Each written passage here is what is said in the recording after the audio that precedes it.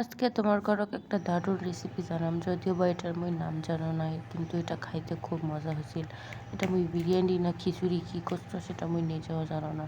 ফ্রিজের মধ্যে মাত্র 3 পিস মাংস পড়িয়েছিল আর 2টা আলু কাটি দিয়ে এই রেসিপিটা মুই বানাইছো। এটা খাইতে এত মজা হয়েছিল, সেজন্য ভাবলো তোমার ঘরের সাথে শেয়ার করো।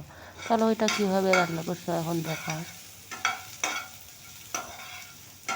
প্রথমে একটা প্যানের মধ্যে হালকা তেল দিয়ে সামান্য পেঁয়াজ আর তেজপাতা ভাজি নিছো।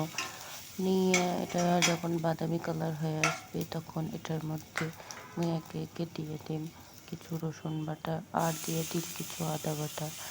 মুরগির তো আদা রসুন না দিলে হবে না। তারা যারা বেশি তেল খান তারা আর না বেশি তেল দেবেন। ওই তরকারিতে খুব তেল কম খাও।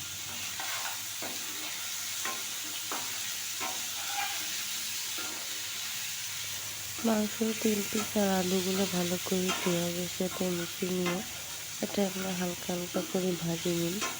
ভাজি নেওয়া শেষ হলে এটার মধ্যে একটু পানি দিন, কারণ যেহেতু তেল কম দিচ্ছি এটা পোড়া পোড়া লাগবে। এরপর দিয়ে দিন আকালির গুঁড়া, কারণ আকালি না দিলে তরকারিটা তো ভালো হবে না। এরপর গরম মশলা দিবার ভুলে গেছিলো, সেটাও দিয়ে নিল। দিয়ে ভালো করে এগুলো নাড়ি চাড়ি মিশিয়ে নিন।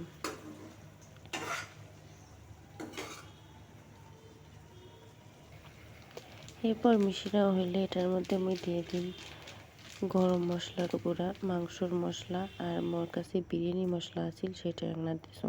এরপর দিছো 2 চামচ বাদাম বাটা, জানি ফ্লেভারটা ভালো আসে। দেখো মুই অল্প কিছু মাংস 2-3 পিস আর 2-3 পিস আলু কত সুস্বাদু করে রান্না করছো। এরপর এটা ঢাকি দিয়ে ভালো মতো কষে নাড়ি চাড়ি সুন্দর করে রান্না করে নিম। কষা মশা হয়ে গেলে যখন একদম ঝোলটা টানিয়ে আসবে তখন মোর মনে হয়েছে এটার মধ্যে আমি নুন দাও নাই। পরে আবার নুন দিয়ে এটা ভালো করে ভাজা ভাজা করে নিল। এরপর কিছু পোলাও চাউল আর মসুর ডাল একসাথে ধুয়ে নিছিল, সেগুলো এটার সাথে সুন্দর করে মিশিয়ে নাড়ি চাড়ি দিল। নাড়াচাড়া শেষ হইলে দেখো একবারে ভাজা ভাজা হবে। তারপর এটা ভালো করে আরও নাড়ি চাড়ি একখানে করিয়া ভালো মতো মিশাল করি। এর মধ্যে দিয়ে দিই মুই গরম পানি। গরম পানি না দিলে কিন্তু ভালো হবে না। অবশ্যই গরম পানি, একদম টক বক করা ফুটন্ত গরম পানি দেবেন। এই যে গরম পানিটা আমি দিয়ে দিন পরিমাণ মতো। তারপর এটা সুন্দর করে মিক্সড করিয়ে একবারে এরপর ঢাকনা দিয়ে ঢাকি দিন। একদম তাপমাত্রাটা কমে লো ফ্লেমে করে দিন।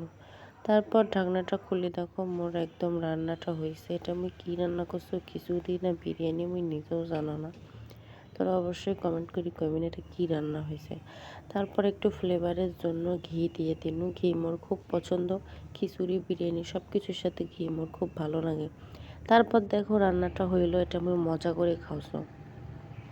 মুই জানো না রান্নাটা কি করছিল, কিন্তু খাইতে যে এত মজা হচ্ছিল এই জন্য ভাবলো তোমার সাথে মুই মোর ভাষায়, মোর রংপুরের ভাষায় এই রেসিপিটা তোমার সাথে শেয়ার করবো। তোরা যারা এরকম বাউল বাউল রেসিপি পছন্দ করেন মোর চ্যানেলটা সাবস্ক্রাইব করবেন এবং এটা ট্রাই করবেন।